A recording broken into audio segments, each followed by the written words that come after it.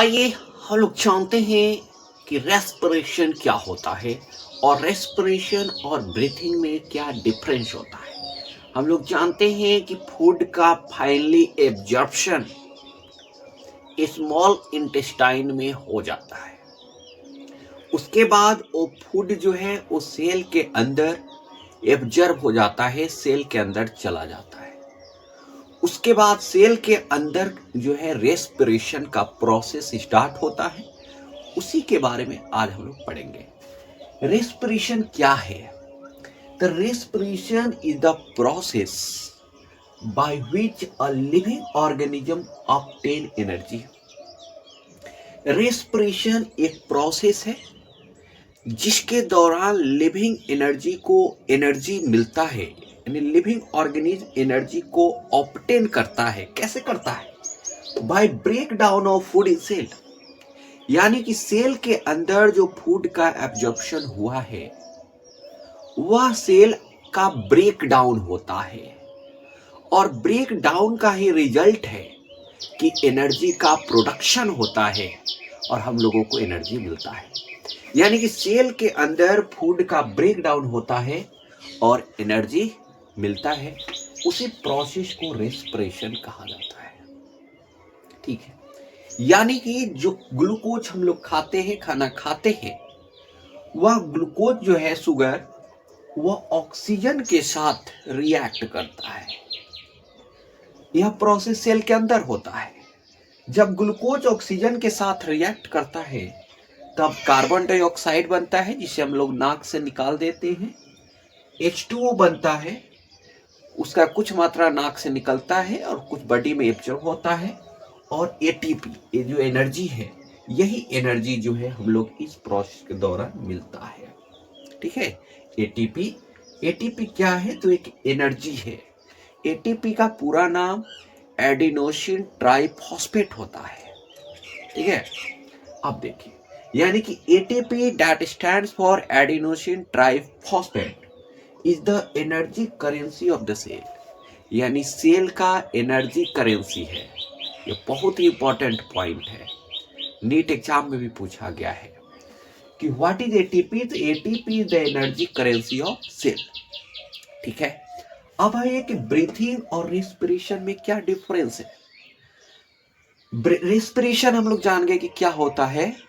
तो सेल के अंदर जो फूड का ब्रेक डाउन होता है, उसके बाद जो एनर्जी रिलीज होता है, उसी प्रोसेस को जो है रेस्पिरेशन कहा जाता है। लेकिन ब्रीथिंग क्या है? तो ब्रीथिंग जो है एक कंटिन्यूअस प्रोसेस है जिसमें इनहेलेशन और एक्सहेलेशन ऑफ गैसेस होता है, यानी जो सांस लेते हैं और छोड़ते हैं, उसी प्रोसेस को ब्रीथिंग कहा जाता है। ठीक है, it is a continuous process that involve both inhalation and exhalation. इसी प्रोसेस को ब्रीथिंग कहा जाता है। और respiration is the process in which food is broken down in cell to release energy, यानी रेस्पिरेशन प्रोसेस में सेल के अंदर फूड का ब्रेक डाउन होता है एनर्जी को रिलीज करने के लिए। ठीक है, इस प्रोसेस को रेस्पिरेशन कहा जाता है। यह पहला डिफरेंस है ब्रीथिंग और रेस्पिरेशन। दूसरा डिफरेंस यह है कि ब्रीथिंग जो है वह एक फिजिकल प्रोसेस है, जबकि रेस्पिरेशन जो है वह एक बायोकेमिकल प्रोसेस है। ठीक है, थर्ड डिफरेंस है कि रेस्पिरेशन जो है वह एक, ब्रीथिंग जो है वह रेस्पिरेशन का एक पार्ट है। Breathing is the part of respiration, क्योंकि ब्रीथिंग में जो गैस हम लोग इनहेल करते हैं वही गैस जो है रेस्पिरेशन में पार्टिसिपेट होता है। यानी ग्लूकोज के साथ जब ऑक्सीजन मिलता है तभी एनर्जी का प्रोडक्शन हो पाता है, कार्बन डाइऑक्साइड H2O का प्रोडक्शन हो पाता है। जबकि रेस्पिरेशन जो है it involve the release of energy, जबकि रेस्पिरेशन एनर्जी को रिलीज करता है, यानी रेस्पिरेशन प्रोसेस के दौरान एनर्जी को रिलीज होता है। ठीक है, ब्रीथिंग जो है वो आउट ऑफ सेल होता है, यानी ब्रीथिंग जो प्रोसेस है गैस को इनहेल करने का, एक्सहेल करने का, वो एक सेल के बाहर होता है। जबकि रेस्पिरेशन जो है वह सेल के अंदर होने वाला प्रोसेस है। ठीक है, तो यह जो है कुछ डिफरेंस है ब्रीथिंग और रेस्पिरेशन के बारे में। अब देखिए, हम लोगों ने यहाँ पे रेस्पिरेशन को दो कैटेगरी में क्लासिफाई कर दिया है, बांट दिया है। एक जिसे हम लोग एरोबिक रेस्पिरेशन कहते हैं एंड सेकेंड जिसे हम लोग एनएरोबिक रेस्पिरेशन कहते हैं। ठीक है, एनएरोबिक रेस्पिरेशन को यहाँ पे हम लोगों ने दो भाग में क्लासिफाई किया है, एक अल्कोहलिक फर्मेंटेशन और एक लैक्टिक एसिड फर्मेंटेशन। ठीक है, एक एक करके हम लोग समझते हैं। सबसे पहले कि एरोबिक रेस्पिरेशन क्या होता है, उसके बाद समझेंगे कि एनएरोबिक क्या होता है। ठीक है, अब देखिए कि एरोबिक रेस्पिरेशन क्या है। The respiration takes place in the presence of oxygen, यानी जब रेस्पिरेशन का प्रोसेस ऑक्सीजन के उपस्थिति में हो, ऑक्सीजन के प्रेजेंस में हो, उस प्रकार के रेस्पिरेशन को एरोबिक रेस्पिरेशन कहा जाता है। जबकि एनएरोबिक रेस्पिरेशन जो in the absence of oxygen होता है, यानी जब रेस्पिरेशन ऑक्सीजन के अब्सेंस में हो, ऑक्सीजन के अनुपस्थिति में हो, तो वैसे रेस्पिरेशन को एनएरोबिक रेस्पिरेशन कहा जाता है। सेकेंड पॉइंट है कि एरोबिक रेस्पिरेशन साइटोप्लाज्म और माइटोकॉन्ड्रिया में होता है, जबकि एनएरोबिक रेस्पिरेशन इस साइटोप्लाज्म में होता है। ठीक है, तीसरा डिफरेंस है कि एरोबिक रेस्पिरेशन में क्या होता है, usually glucose is broken down. Glucose जो है वो कार्बन डाइऑक्साइड और वाटर में ब्रेक होता है एरोबिक रेस्पिरेशन में, जबकि एनएरोबिक रेस्पिरेशन में क्या होता है, इसमें ग्लूकोज जो है वो इथेनॉल में यानी कि इथाइल अल्कोहल में ब्रेक होता है। नेक्स्ट डिफरेंस है कि एरोबिक रेस्पिरेशन जो है वो मैमल्स में होता है इंक्लूडिंग ह्यूमन बींग्स। ठीक है, जबकि एनाएरोबिक रेस्पिरेशन जो है वो ईस्ट में होता है और इसके अलावा कुछ बैक्टीरिया में भी होता है और कुछ प्लांट में भी एनाएरोबिक रेस्पिरेशन होता है।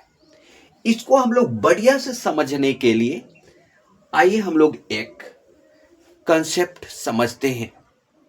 तो इंपॉर्टेंट कंसेप्ट समझिए, एनाएरोबिक एरोबिक में रेस्पिरेशन कैसे होता है। अभी आपको बताए हैं कि रेस्पिरेशन एरोबिक रेस्पिरेशन जो है जो ऑक्सीजन की उपस्थिति में होता है, साइटोप्लाज्म और माइटोकॉन्ड्रिया के अंदर होता है, जबकि एनाएरोबिक रेस्पिरेशन जो ऑक्सीजन की अनुपस्थिति में होता है और वो साइटोप्लाज्म के अंदर होता है। आइए देखिए, यहाँ पे ग्लूकोज है जिसका रेस्पिरेशन होगा।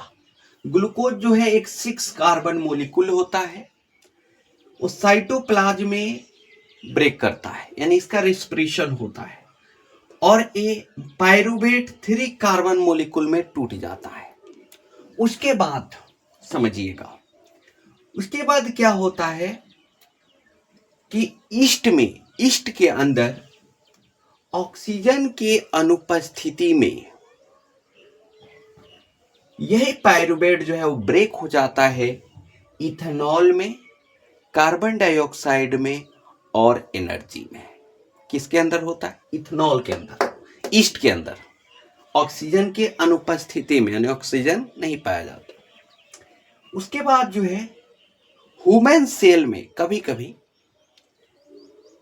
ऑक्सीजन की कमी में, यानी ऑक्सीजन है लेकिन वहां पे कम ऑक्सीजन है, तो ऑक्सीजन की कमी में यानी ह्यूमन बॉडी, ह्यूमन सेल में कभी कभी आपके खेलते खेलते बॉडी में जो जकड़न होने लगता है, एक्सरसाइज कर जकड़न होने लगता है। यानी कि ऑक्सीजन की कमी में क्या होता है कि यह पायरुवेट जो है वो लैक्टिक एसिड और एनर्जी में ब्रेक हो जाता है। ठीक है, एक होता है कंडीशन जो माइटोकॉन्ड्रिया के अंदर होगा और ऑक्सीजन के प्रेजेंस में होगा। उसमें क्या होता है, पायरुवेट जो मॉलिक्यूल है 3 कार्बन मोलिक्यूल, एक कार्बन डाइऑक्साइड, H2O और एनर्जी में ब्रेक होता है। ठीक है, यह प्रोसेस भी हम लोगों के अंदर होता है और ये भी प्रोसेस जो है लैक्टिक एसिड और एनर्जी वाला भी होता है, कभी कभी होता है, लेकिन ये प्रोसेस जो है CO2 H2O और एनर्जी हमेशा जो है होते रहता है। ठीक है, इस प्रकार से रेस्पिरेशन का प्रोसेस जो है वो बॉडी के अंदर, सेल के अंदर परफॉर्म होता है। अब आइए हम लोग अच्छे से रेस्पिरेशन इन ह्यूमंस को समझते हैं कि ह्यूमन में रेस्पिरेशन होता कैसे, गैस का एक्सचेंज कैसे हो पाता है। आइए देखिए, passage of air through the respiratory system, यानी रेस्पिरेटरी सिस्टम एक ऐसा सिस्टम है, नेटवर्क है, जिसके द्वारा जो है एयर पास करते रहता है। ठीक है, अब आइए देखिए, सबसे पहले जो है हम लोगों का ये नासल नोज जो है, नोज ओपनिंग है, जिसे हम लोग नासल कैविटी के नाम से जानते हैं, क्योंकि नासल के मतलब नोज होता है, कैविटी के मतलब स्पेस होता है, यानी कि नोज में जो स्पेस है उसी के द्वारा सबसे पहले इन्वायरमेंट में जो भी गैस है, ऑक्सीजन गैस हम लोग ब्रीथ करते हैं, तो उस गैस को नोज जो है हम लोगों को लेता है, यानी हम लोग नोज के मदद से इन्वायरमेंट में ऑक्सीजन गैस जो है उसको इनहेल करते हैं। उसके बाद नासल कैविटी से वो गैस जो है आगे सिस्टम की ओर जो है बढ़ता है, यानी नेटवर्क जो बना हुआ है बहुत सारे ऑर्गन से मिलकर, जिसे हम लोग सिस्टम कहते हैं, रेस्पिरेटरी सिस्टम, तो आगे बढ़ता है। यानी नासल कैविटी से वो फ्रैक्सी में जाता है। फ्रैक्सी जिसे common passage organ for food and air कहा जाता है, क्योंकि वो एक ऐसा जगह है जहां से फूड भी पास होता है और एयर भी पास होता है, इसलिए उसे कॉमन पासेज ऑर्गन कहा जाता है। तो नासल कैविटी से फ्रैक्सी जाता है, फ्रैक्सी से लैरिक्सी जाता है, लैरिक्सी जिसे साउंड बॉक्स कहा जाता है, क्योंकि उस साउंड के प्रोडक्शन में मदद करता है। लैरिक्सी के बाद गैस जो है वो ट्रैकिया में जाता है, ट्रैकिया से ब्रोंची में जाता है, ब्रोंची से ब्रोंक्यूल्स में जाता है। उसके बाद एक लास्ट बैलून लाइक स्ट्रक्चर होता है जिसे एल्वियोलाई कहा जाता है। एल्वियोलाई क्या है, तो एक बैलून लाइक और सैक लाइक स्ट्रक्चर है। एल्वियोलाई का जो वॉल होता है केवल वो एक सेल का बना होता है, थिक होता है, and provide a surface which where exchange of gases take place, यानी सबसे लास्ट पॉइंट एल्वियोलाई तक जब गैस पहुंच जाता है तो इसी के वाल से गैस का एक्सचेंज होता है, यानी जो ऑक्सीजन गैस हम लोगों ने इनहेल किया है वह एल्वियोलाई के वाल से एक्सचेंज होकर ब्लड वेसल में चला जाता है, और ब्लड वेसल में जो कार्बन डाइऑक्साइड गैस है वो एल्वियोलाई में चला आता है, और फिर से एल्वियोलाई से बैक होते हुए ना ब्रोंकिल्स ब्रोंची से होते हुए जो है नोज में है बाहर, इन्वायरमेंट में हम लोग उसको छोड़ देते हैं। यानी जिस पाथ से होकर गैस जाता है उसी पाथ से बाहर आ जाता है। ठीक है, इस प्रकार से गैस का एक्सचेंज होता है ह्यूमन बॉडी में। आगे देखिए कि फिश में गैस का एक्सचेंज कैसे होता है। देखिए, फिश में रेस्पिरेटरी सिस्टम जो है वो गिल्स होता है, और गिल्स के मदद से ही फिश जो है वो ब्रीथ कर पाता है। ठीक है, लेकिन जो भी एक्वेटिक एनिमल्स हैं उनका ब्रीथिंग रेट जो है वो फास्टर होता है, ज्यादा तेज होता है, क्योंकि एक्वेटिक एनिमल यानी जो पानी में रहने वाले एनिमल हैं वो पानी में डिजल्व्ड ऑक्सीजन को ही इनहेल करते हैं। तो पानी में ऑक्सीजन का मात्रा कम होता है, इस कारण से उनका ब्रीथिंग रेट तेज होता है, फास्टर होता है, ताकि वो ज्यादा गैस को इनहेल कर सके। ठीक है, नेक्स्ट है इंसेक्ट में गैस का एक्सचेंज कैसे होता है, इसका रेस्पिरेटरी सिस्टम कौन सा है। तो इंसेक्ट का जो रेस्पिरेटरी सिस्टम है that is spiracles and trachea, यानी इंसेक्ट में सिस्टम ऑफ स्पाइरेकल्स और ट्रैकिया का नेटवर्क है जिसके द्वारा इंसेक्ट में गैस का एक्सचेंज जो है होता है। इस प्रकार से रेस्पिरेशन का टोटल लेक्चर हम लोगों का खत्म हो चुका है। आशा करते हैं कि रेस्पिरेशन का लेक्चर आपको अवश्य समझ में आया होगा। वीडियो को लाइक कीजिए, चैनल को सब्सक्राइब कीजिए। धन्यवाद।